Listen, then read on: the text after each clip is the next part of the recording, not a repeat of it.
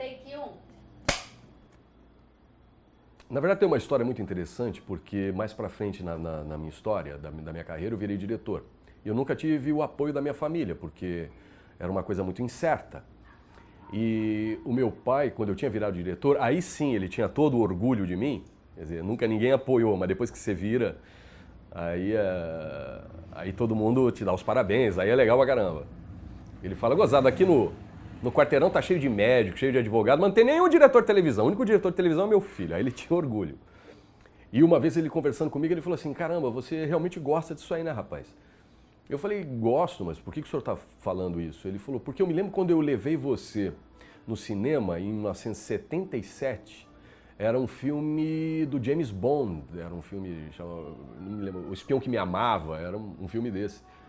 E aquilo para uma criança de 8, 9 anos de idade é o máximo, né? Você vê aquela coisa, você fica doido. E eu me lembro que saía de dentro da casa do vilão, e era um negócio, e toda aquela espetacularização. E eu ficava doido, eu virei pro meu pai no filme, isso ele me contou. Eu falei, nossa, pai, onde que ficam esses lugares todos? Ele falou, isso não existe, Fernando, isso é um filme. É uma brincadeira, tudo isso é inventado, entendeu? Tem um monte de gente que trabalha com isso pra gente poder vir aqui assistir o filme. E aí, segundo ele, eu virei para ele e falei, nossa, então eu quero trabalhar com isso. Desde sempre, a questão de fazer cinema fez parte da minha vida. Eu nunca tive dúvida sobre isso. Um dos dias mais felizes da minha vida foi quando eu completei 15 anos e eu descobri que existia faculdade de cinema. Eu fiquei felicíssimo, que eu não sabia nem que isso existia. E com 21 anos eu estava fazendo a faculdade de cinema. Como eu era muito interessado em cinema, eu comecei a chamar a atenção dos meus professores. Eles começaram a ver, pô, rapaz, você realmente leva isso a sério, você gosta. Fazer cinema para você não é clínica geral, quer dizer, você prestou um monte de faculdade, não passou em nenhuma, passou em cinema, veio fazer cinema. E eu falei, não, a única que eu prestei foi cinema, não prestei mais nenhuma outra e não entraria em nenhuma outra que não fosse cinema. Então eu sempre tive uma doação, uma dedicação muito grande para o estudo de cinematográfico, estudo da linguagem, estudo da estética. Isso, na verdade, nunca nem me pareceu estudo. Eu nem sabia quando eu estava estudando ou quando eu não estava. Eu estava andando na rua, eu estava estudando, eu estava vendo um filme, eu estava estudando, sem perder o prazer disso acontecer. Então eu comecei a chamar muito a atenção dos meus professores, comecei por conta disso, a ficar muito próximo a eles, né? Eles começaram a criar uma identificação comigo, uma via de mão dupla, quer dizer, eles me ofertavam e eu devolvia o interesse a eles. E aí eles começaram a perguntar para mim, escuta, você não tem interesse aí e tal? Eu falei, claro que eu tenho. E aí, por conta deles, por indicação deles, eu fui até algumas produtoras que já com a indicação, a chancela deles, me receberam muito bem. Porque era um professor universitário, gente que já tinha muita experiência no cinema. Naquela época, eu estava tendo aula com professores que tinham muita hora de set, ou seja, já tinham dirigido filmes, já tinham escrito vários roteiros, já tinham dirigido televisão também, eram homens experientes. Já tinham feito fotografia, montagem, então, e tinham todo o elan da experiência, né? Então, quando eu chegava nessas produtoras, eu era muito bem recebido. Isso só até a apresentação, depois eu só me estrepava, mas o contato até lá foi exatamente por conta dos meus professores. Eles me indicaram e eu fui atrás. Eu era assistente ou produtor, ou som, por exemplo. Eu fiz 2 longas, mas eu fiz como boom, entendeu? Justamente porque um professor meu, vendo eu muito interessado em todas as questões, em todas as áreas cinematográficas, ele me chamou. Ele falou assim, olha, nós vamos ter 2 longas aí para frente para rodar. Ele era muito requisitado no mercado. E ele falou, seria uma escola boa para você, você não quer fazer boom? Eu falei, claro que eu quero. E aí eu fui fazer boom. Então, assim, eu não dirigia nessa época. Quando eu estava no mercado publicitário, eu fazia assistência de produção e produção para filmes publicitários, entendeu? Eu só fui passar a dirigir depois que me tornei assistente de direção, entendeu? Depois da assistência de direção, eu estava numa produtora onde eu era assistente e surgiu a possibilidade de uma outra produtora, onde chamaram o meu diretor. Chegando lá nessa nova produtora, que deu início, inclusive, esse núcleo da Record que está aí, quando ele ainda era terceirizado, nós chegamos nessa produtora e tinham 2 diretores, eles precisavam de 3. E esse diretor, para o qual eu fazia assistência, ele falou, o meu assistente, ele já não é mais assistente, ele já é diretor, pode botar que ele faz. E aí, por conta da recomendação dele, eu comecei a dirigir. Isso foi em 97. Foi só aí que eu comecei a dirigir. Aí eu dirigi durante 3 anos nessa produtora, depois a Record me contratou para fundar esse núcleo que está aí hoje, só que esse núcleo era aqui em São Paulo, depois ele foi refundado no Rio de Janeiro, mas a ideia da dramaturgia da Record ela começa aqui em São Paulo. Eu fundei esse núcleo junto com o Atílio Ricó e o Henrique Martins. Isso durou até 2002, aí ocorreram remanejamento lá e tal. Eu saí e saíram comigo, entendeu? As duas coisas, porque para mim já estava ficando irrespirável aquela conversa toda. E aí, depois de um tempo, o núcleo foi para o Rio de Janeiro. Mas eu só passei a dirigir depois que eu virei assistente de direção. Foi aí que eu fui promovido.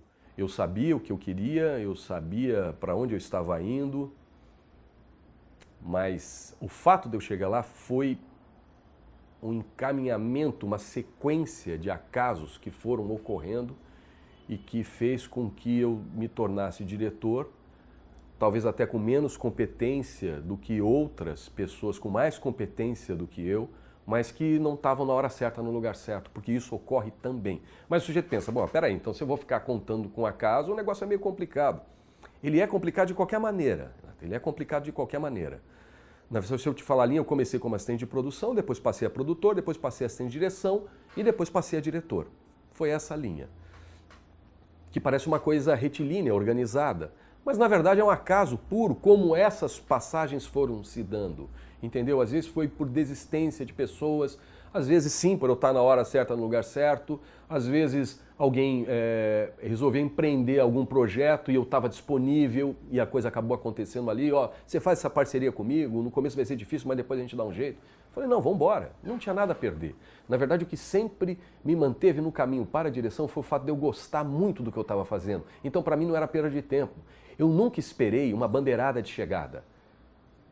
Eu dirigi. Os curtas, eles vieram depois. Depois que eu tinha abandonado a televisão, eu tive um longa aprovado pela Agência Nacional de Cinema, que era um longa muito caro, em que eles me alertaram. Falou, vai ser muito difícil você, como diretor estreante, você conseguir captar todo esse dinheiro. Mesmo assim, eu achando que eu era especial, eu falei, não, mas eu consigo. Os outros não conseguiram, porque eles não entendem nada, mas eu entendo tudo. Evidentemente que eu não consegui, foi uma ótima lição para eu aprender. E eu me dediquei a esse filme durante 8 anos, então é uma batalha longa. Esse tempo todo ele ficou aprovado na Agência Nacional de Cinema pelas leis de incentivo à cultura, mas depois, eu percebendo que não ia dar certo, eu cancelei, caduquei o filme propositalmente na Ancine e aí produzi os meus curtas. Aí, para evitar de entrar de novo nesse ciclo burocrático, eu resolvi fazer os meus curtas com o meu próprio dinheiro e na guerrilha e com amigos generosos que me ajudavam. E eu entrei em Cannes pela porta dos fundos, pelo quintal, porque eu passei no festival mais rebinha que tem em Cannes, que é o Short Film Conor, entendeu? Que é só você não ser completamente estúpido, você consegue passar naquilo. Ou seja, nem considero uma vitória, embora todos aqueles que sempre estiveram ao meu lado comemorem. E é claro que eu comemoro, foi bacana, foi legal. Mas eu não vejo nisso uma ação retumbante ou qualquer coisa assim. Não só pela questão do festival. Mas é justamente por causa do acaso, que é aquilo que eu estava citando para você. Por exemplo, na última vez que eu tive em Cannes, eu tive uma epifania que me levou muito a fundamentar essa questão filosofal sobre o acaso. Eu estava lá. E naquele ano, no festival inteiro, tinham passado 3.000 filmes. 3.000 filmes tinham sido selecionados no festival. Dos mais de quase 40.000 filmes que são mandados, 10%, 3.000.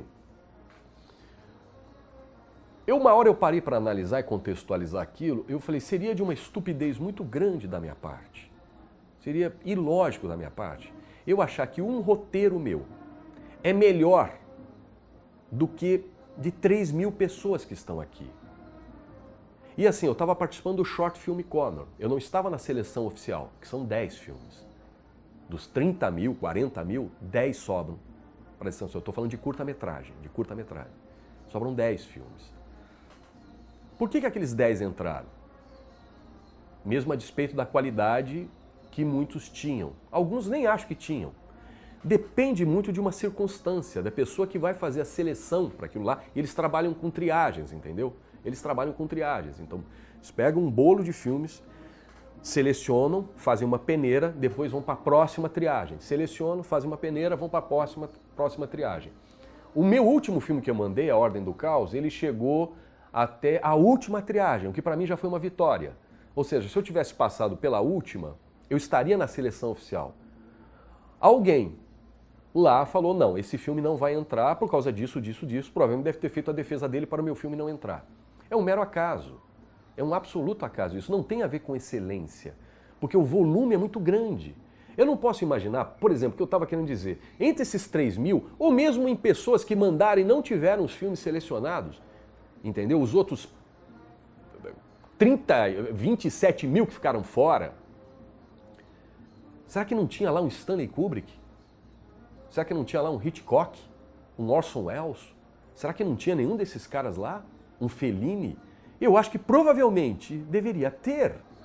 Não com a potência que a gente conhece que eles têm, mas com o início de uma possibilidade de uma coisa muito bacana. E por algum motivo eles não foram selecionados.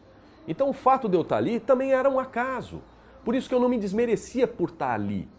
E também não ficava endeusando quem tinha entrado na seleção oficial. Eu tenho uma visão muito iconoclasta em relação a essas coisas. Eu não fico acreditando nessas mitologias.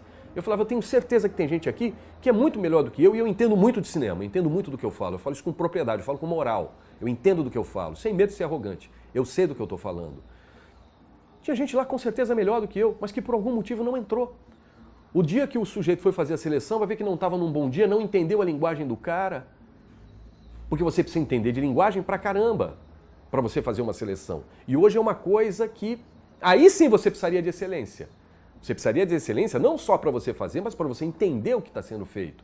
Porque aquele cara que não tem uma sofisticação, um estudo mais profundo em relação a isso, aquilo que parece para ele extraordinário, talvez seja ordinário. Talvez não tenha nada demais. E talvez o extraordinário ele não consiga compreender no sentido daquilo ter uma sofisticação muito grande que ele não acompanha.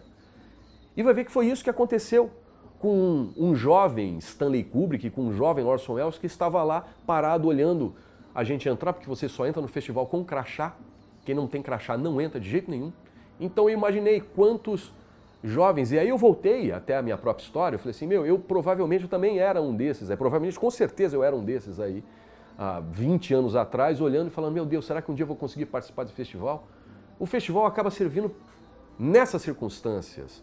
Para mim foi assim, para eu conseguir contextualizar e aquilo ter um benefício para mim. Em relação ao festival em si, eu que sou um cara que sempre pretendeu muito o conteúdo da coisa, eu acho que isso é o mais importante, por isso que eu acho que o cinema está paralisado já faz pelo menos uns 40 anos, desde o início da década de 80, que a linguagem no cinema ela foi sendo subjugada por outras circunstâncias, sobretudo mercadológicas. O fato disso foi quando eu cheguei em Cannes e percebi que as pessoas praticamente não falavam da palavra conteúdo, não falavam da palavra arte, entendeu? Experimento, ousadia, tentativa, era uma coisa que eu ouvi poucas vezes lá. Quando ouvi? Na verdade, as pessoas falavam de dinheiro o tempo todo, não importando que filme que você fosse fazer. Então você vai falar, filme de zumbi, pô, que saco esse negócio, meu. E eu tô com 50 anos de idade, para mim não tem mais graça nenhuma ficar vendo essas coisas tão repetidas, tão tolas, tão iguais. Uma pasmaceira desgraçada. Mas um filme que os zumbis caem da lua, sei lá, agora vai ter zumbi lunar, vai cair. Tudo bem, é uma besteira. Você tem dinheiro? Aí eu arrumo. Então maravilha, vamos fazer esse filme. Então, sobre a questão do fundamento do próprio festival, não, aquilo para mim não quis dizer nada. A cidade de Cannes é linda. Os 3 filmes que eu fiz, os 3 passaram. Mas na primeira vez eu não fui. Por questões particulares eu acabei não indo. Nas 2 últimas, com os 2 últimos filmes, eu fui. E na primeira vez que eu fui, eu sabia que eu ia só como experimento, só ia experimentar as coisas, porque eu não sabia nada. O lugar é muito grande, o palácio é grande, realmente as coisas acontecem. É muita gente, todo mundo do meio. É muito difícil você pegar uma pessoa que é um peru de fora, até tem, mas as pessoas vão lá com o sentido objetivo de alavancar produções. Aliás, o perfil do Festival de Cannes é muito esse, é alavancar a produção, é a compra e venda, isso é muito fundamental lá. Primeira vez que eu fui, eu não consegui falar com ninguém, não marquei as reuniões com antecedência, não sabia como é que era o protocolo, entendeu? O modus operandi do festival. Então ninguém falou comigo, na verdade eu brincava, falava, não, falaram comigo sim, os seguranças falavam comigo. Falavam, Messias, s'il vous plaît, eu levantava e me revistava, falava, pelo menos os seguranças falaram comigo aqui. Essa foi a primeira vez. A segunda vez, como eu já tinha tido a experiência da primeira, eu já fui escolado. Aí eu já marquei reuniões onde, aí consegui conversar com produtoras da Holanda, da Espanha, da Coreia do Sul, Conversei com um monte de gente, gente da Alemanha. Conversei, aí sim, foi mais produtivo nesse aspecto. Até, mas veja bem, mas não necessariamente para eu vender os meus projetos. Porque eu, sendo um diretor, nesse momento desconhecido, eu não tinha pretensão de nada disso. Na verdade, eu queria entender mais o fundamento do que ligava aquelas pessoas, do que era importante para elas e até quando eu conseguiria negociar o que era importante para mim, em comunhão com o que era importante para elas. E eu percebi que algumas coisas são possíveis, outras coisas são intransponíveis. Então eu acabei fazendo reuniões, foi bacana, mas é de novo, se eu tivesse aparecendo com dinheiro, todos os filmes que eu meramente imaginei na minha vida, roteiros que nem roteiros são só pretexto, já teriam virado filme. Porque se você tiver o dinheiro, todo mundo faz. Essa é a grande pesquisa lá. Eu fiquei um pouco decepcionado. É por isso que eu comecei a pegar o festival e puxar ele para mim. Falei, em vez de eu ir até ele, porque eu não tenho possibilidade de participar dele agora, nesse momento, eu não sou um cara conhecido, eu tô aqui com curtinha-metragem, um short film icono. Eu não represento absolutamente nada. Então, para eu não perder a viagem, literalmente, eu vou começar a tentar entender outras coisas que me ajudem, inclusive, na composição da minha obra e na estrutura das minhas aulas, daquilo que eu quero passar para os meus alunos. Eu acho que, por exemplo, por mais doloroso que pareça, eu acho que eu passo uma visão realista para os meus alunos. Eu não fico dourando a pílula. E aí ele vai ter que confiar no quanto ele gosta. Porque se ele ficar triste com as notícias ruins que eu vou dar para ele, meu amigo, vai fazer outra coisa.